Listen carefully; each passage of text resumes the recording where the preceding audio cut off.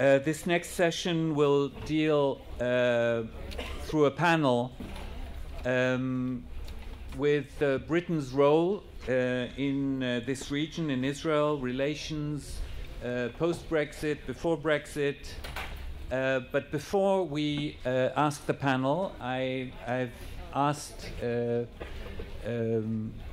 an Israeli political leader that I have admired for many, many years and who's been a friend, I'm honored to say, ציפי ליבני, member of Knesset, ציפי ליבני, former Minister of Foreign Affairs, to have a short discussion with another friend of mine, a great journalist friend, Barak Ravid of Haaretz, to talk a little bit about the state of affairs in the Middle East, to talk a little bit about a possible role of the UK in the past and in the future. And that will lead us into the panel discussion that will begin immediately afterwards. So please, Barak and ציפי, join us on stage, and the floor is yours.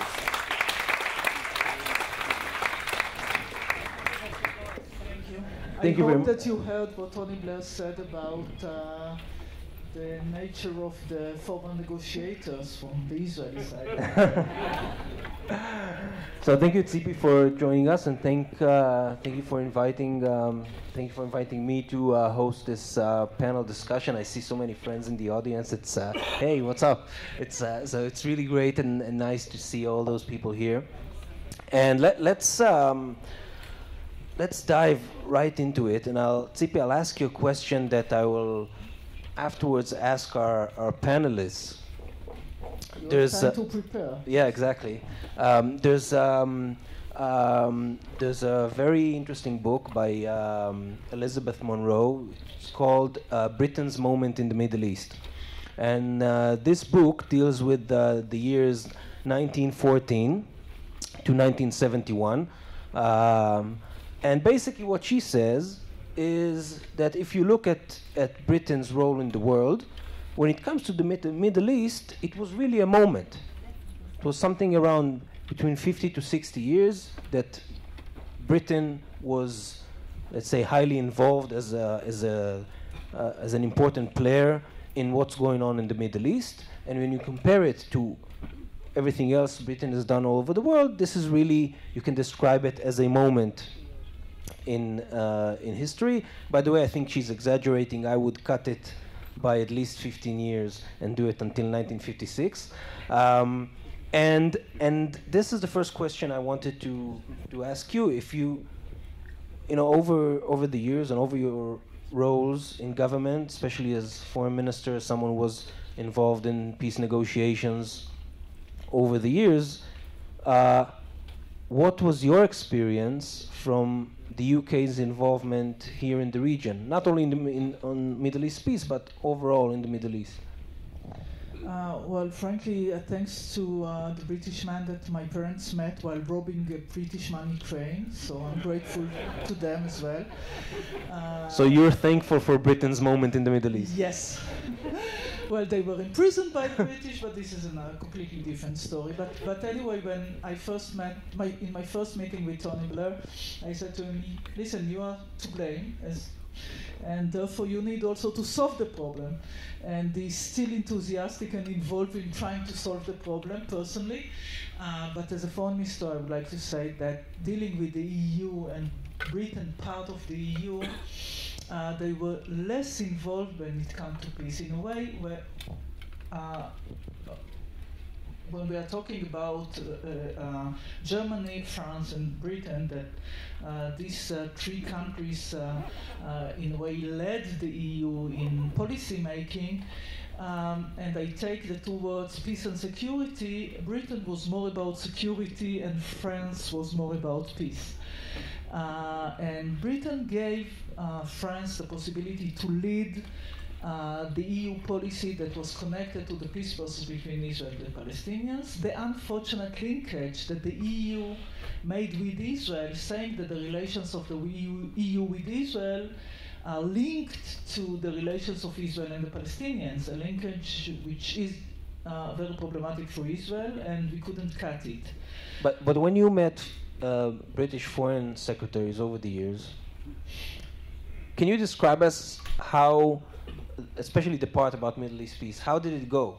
Because you come into the meeting, that's a foreign secretary of a quite important country, one of the permanent members of the Security Council. But then, at least from my point of view as a journalist covering those meetings, it always seemed that they were almost irrelevant.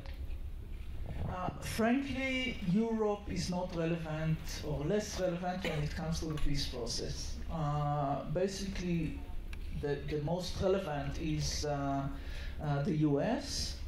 They formed altogether the quartet, including the EU as such, as an organization, not Britain itself, the EU, the United Nations, and Russia. But altogether, even the quartet decision, and this as a journalist, was led by the US, basically. And this was almost the only place or the only subject that Russia and the United States saw in the same way what need to be done. So Britain itself didn't lead this, but altogether in meetings with foreign ministers, with head of state also in Britain, they were interested, like everybody else in the world, that Israel would make the right steps to solve the conflict. They were troubled, or settlement activities was something that was not recognized and criticized by Britain always. But in Britain, we could find more than in other parts in Europe an understanding of Israel's security needs. And we could work together, and I am one track mind maybe on the Israeli-Palestinian peace process, but when it comes to the Iranian issue, to other issues, when it comes to Israel security, the situation in the region, we could find more listening mode and cooperation with Britain in terms of intelligence, sharing views, what need to be done.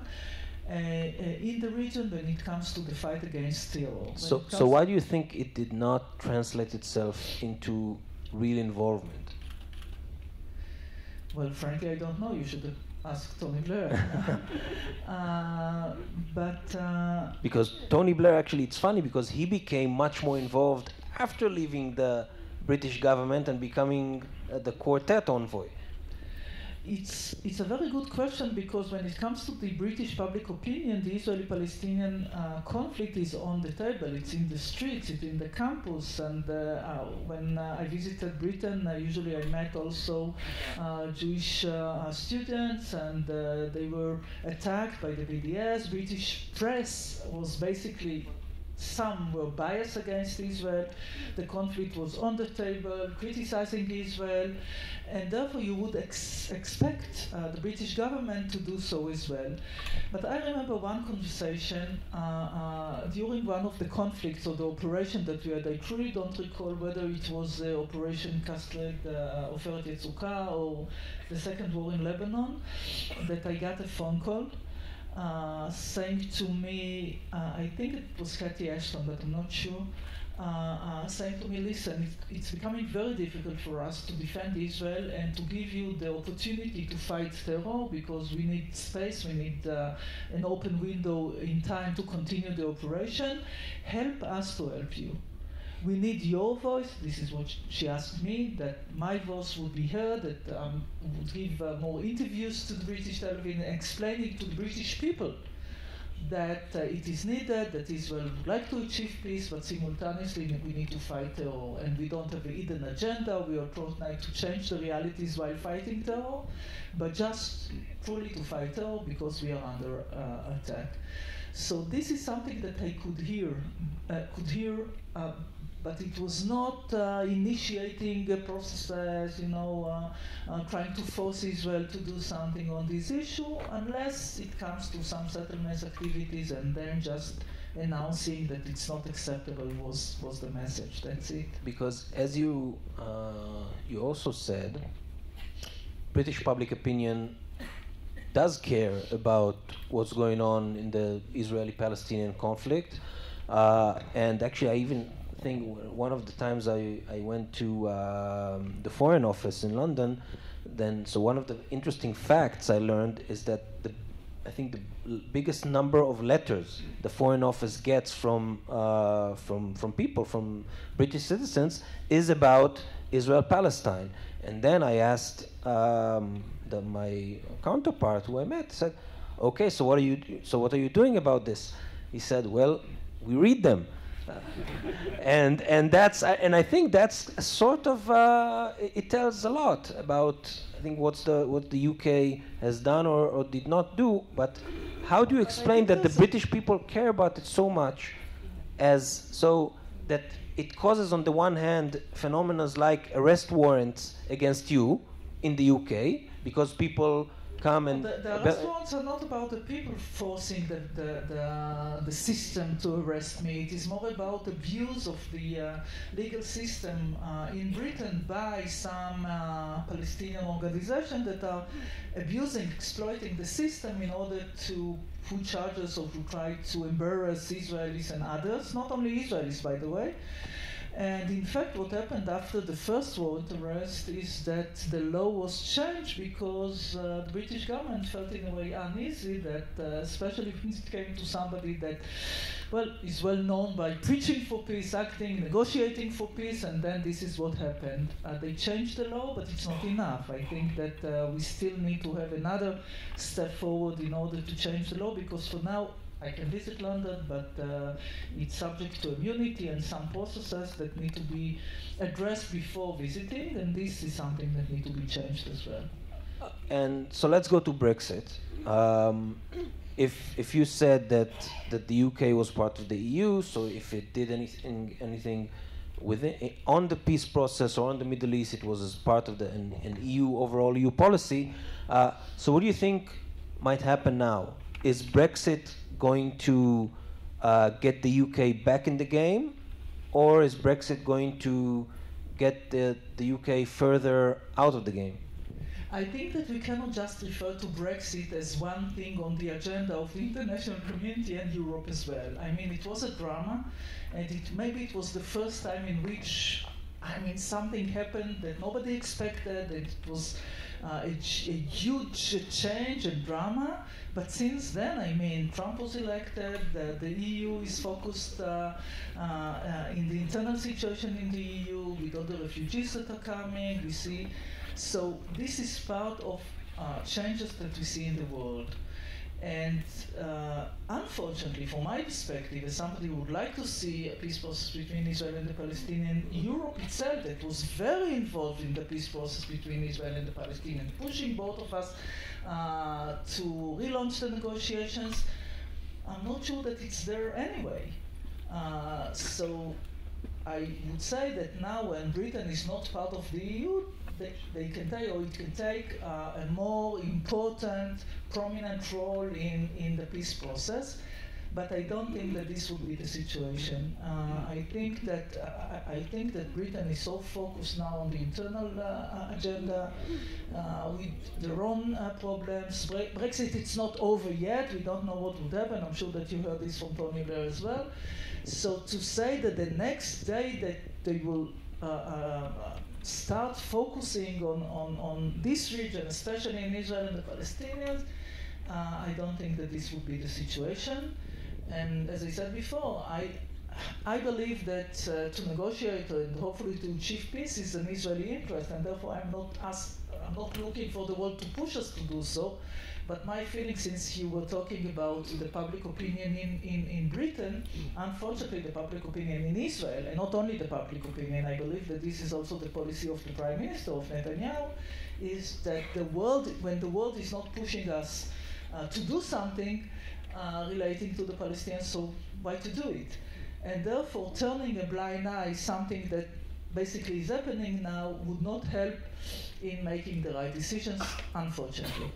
And do you see, for example, the UK saying, okay, we're not, and I think we already see it this way or another, the UK saying, okay, we're still not out of the EU, but we're already on our way out, so let's start and develop some sort of an independent, let's call it like that, an independent policy that would distinguish itself from the classic EU policy on settlements, on the issue of Palestinian state, on many other issues that were sort of an EU consensus?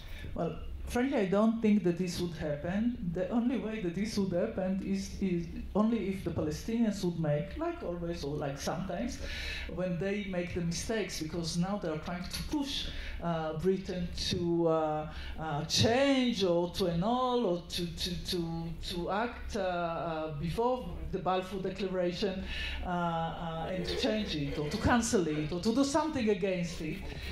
Really bizarre idea, but if they would continue in making these suggestions, maybe this would push Britain to do something this way or the other. I'm sure that it would not be cancelling Balfour Declaration, maybe it could be the opposite. And this would be another Palestinian mistake. By the way, I advised them and I told them, listen, what we need to do is to change the future. Don't try to change history, you cannot. You know, you ask whether they would change policy when it comes to settlement. Frankly, all those who want to end the conflict between Israel and the Palestinians, they understand its logic, and this is the basic knowledge. Settlements activities are part of another vision. It's not the vision of two states for two people, it's the vision of Greater Israel. It doesn't go together with an idea of a deal, of peace, of an agreement between Israel and the Palestinians. So I don't see a change in a policy that tomorrow morning somebody in the world would support it. Unless this somebody supports the idea of one state which is completely against Balfour Declaration, United Nations Resolution 181, and Zionism. So if tomorrow you get a phone call... But they can turn a blind eye. They can say, okay, we don't care. We don't really care. So if tomorrow you get a phone call from Boris Johnson, he tells you, ציפי, come to London, I want to meet you and to hear what you have to say, what kind of Middle East policy would you suggest to him in a post-Brexit era? For the UK. I would say, frankly, I said this to him when he came to Israel. He heard this from me. So basically the message is the following. Britain don't need to choose between being pro-Israeli or pro-Palestinian. You can be pro-peace. And the idea of two states for two peoples is in the interest of Israel and the Palestinians. Israel's security is the interest of Israel and Britain, because nobody wants another terror state in the region. And anyway, the Palestinians already agreed to a demilitarized state, so this is something that you can support. And criticizing some of the Israeli government policy doesn't mean that you undermine the state of Israel as such. And it is legitimate as long as you do it while supporting Israel's security, while supporting Israel's right to defend itself. And now you can criticize some of the policy which is against our mutual understanding. What is the best policy for the region that goes together with the interest of Britain and the interest of Israel? This is what basically most of the world leaders, this is what they hear from me. ציפי ליבני, thank you very much. Thank you.